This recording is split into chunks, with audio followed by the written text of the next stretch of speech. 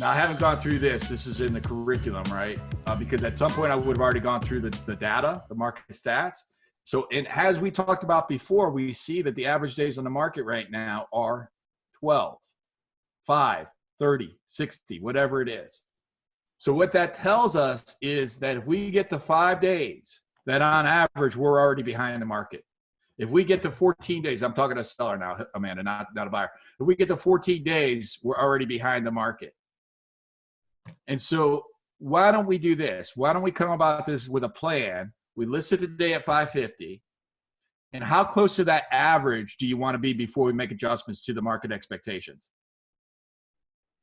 What did I just do there? I switched it. I gave them control by giving them a choice that no matter what they say to that, I'm good. So how close to the 14 days do you want to be? Well, maybe we should be aggressive. Okay, so then should we make the adjustment in 10 days? Okay, great. So let's do this. We'll list it at 550 today.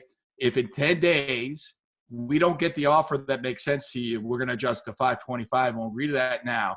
And we're going to be watching the market. We can always change that as we go through, but we want to come across this with a plan, because when we come across this with a plan, you're more likely to succeed. And you do want to succeed, yes? Great. Okay, boom. So watch the way that I'm using my languaging skills, that I'm tying them down into a certainty. Okay, so I'm getting the yes on you do want to succeed. Who could say yes? Who could say no to that? Okay, so you don't tie them down on a thing that they may conflict with you. You could tie them down on the certainty. You want to succeed, yes? So before I say that, here's how you're going to succeed. This is the pathway for you to succeed. I showed you what the pathway is. You do want to succeed. That was that sentence. They say yes to that because you can't say no to that. And now I just tied them down to a yes to all the preceding. Amanda, that was a long-winded way to tell you that the strategy for the lowball offer is for other markets, and you shouldn't be wearing lowball offers today. I'm going to take a glass of water. I got water. Dan, if I can jump in on kind of your 4-step method for getting the offers accepted. So I used it. I use it regularly now. I've been slowly incorporating it. Last month, I actually used it to get a property that we got the property, we beat out 3 other offers, all of which were higher than us, and we were 10% below the appraisal that the seller had in hand.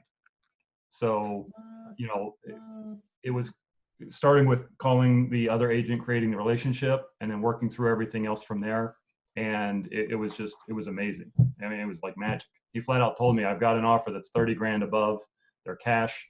And by the end of the conversation, he was essentially instructing me how to write the offer that his client wanted. In this situation, the guy was, very civic minded. My client was a first-time buyer, is going to a local college, kind of an investment situation where he's going to move into half and rent out the other. And it worked.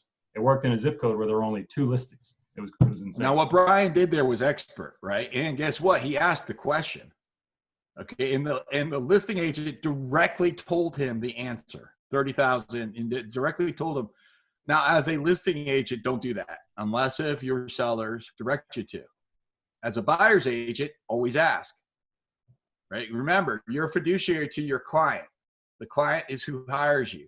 So so I'm a fiduciary to the buyer. If that's the case, if the buyer hires me, you ask that listing agent every single question you can get away with asking them. If they're giving me the answer, you keep asking. Tell me more. Tell me more. Tell me more. Okay. Now, if you're a listing agent, unless otherwise instructed by a seller, don't answer those questions. Yeah. On the other side of that, I had buyer's agents asking me, telling me my client's capped at 350,000. So, I don't want to bother writing an offer if you're only getting offers above that. And all I said was, I can't, tell you what to write or anything other than we're submitting all offers.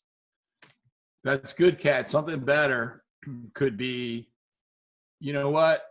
I know it's a competitive marketplace right now. I don't decide on the sellers. Why don't we do this? Write your very best offer, and we'll see if we can make it work.